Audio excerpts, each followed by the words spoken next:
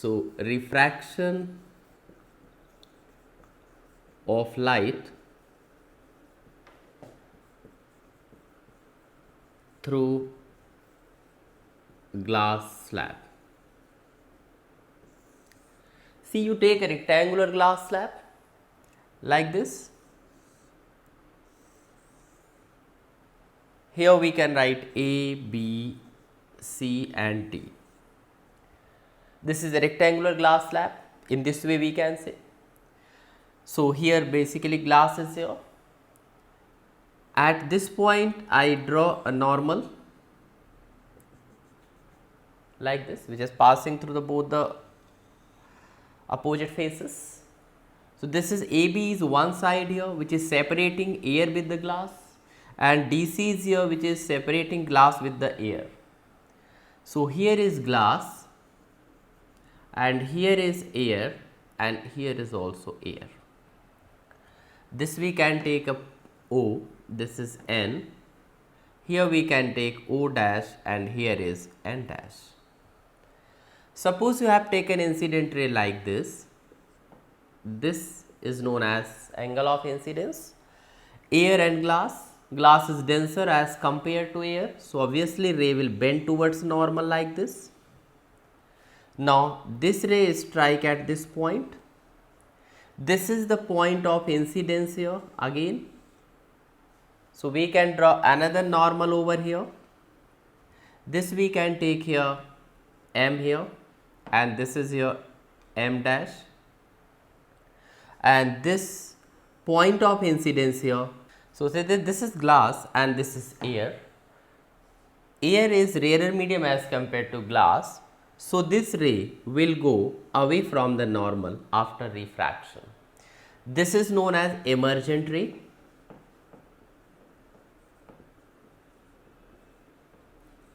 And this is angle E. This we can take as angle R, and this also we can take angle R. Here angle R is angle of refraction for this interface. Here angle R is angle of incidence for this interface. See, these R and R are equal because they are alternate angles. Now see, this is medium 1 we can take, this is medium 2 and this is again medium 1. So we can write for interface AB,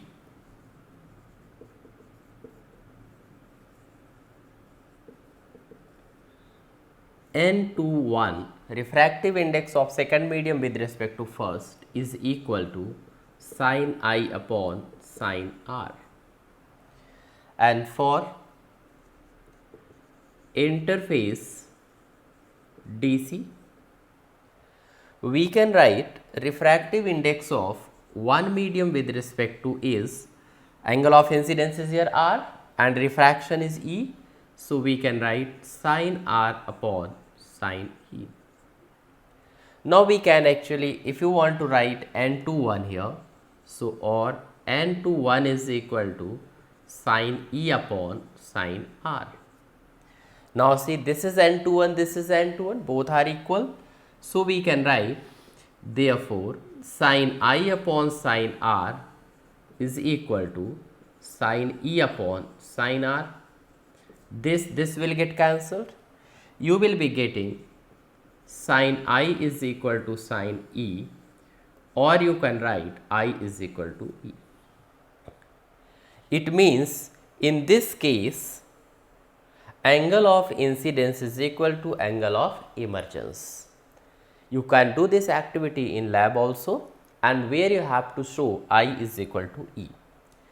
So now when you produce this incident ray like this,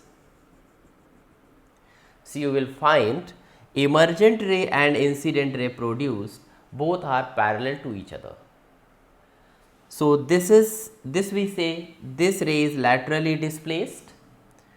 The perpendicular distance between these two, suppose if you have taken this is D and this we can take as L. So this LD is a perpendicular distance between emergent ray and incident ray produced. So we can write about this. LD is perpendicular distance between emergent ray and incident ray produced. This is known as, that means LD is called lateral displacement. So, in case of the glass slab, after refraction, emergent ray gets displaced laterally. So, this lateral displacement basically depends on two factors. One is, we can say, the thickness of the glass slab, and another one is, you can say also, angle of incidence and refractive index of the medium.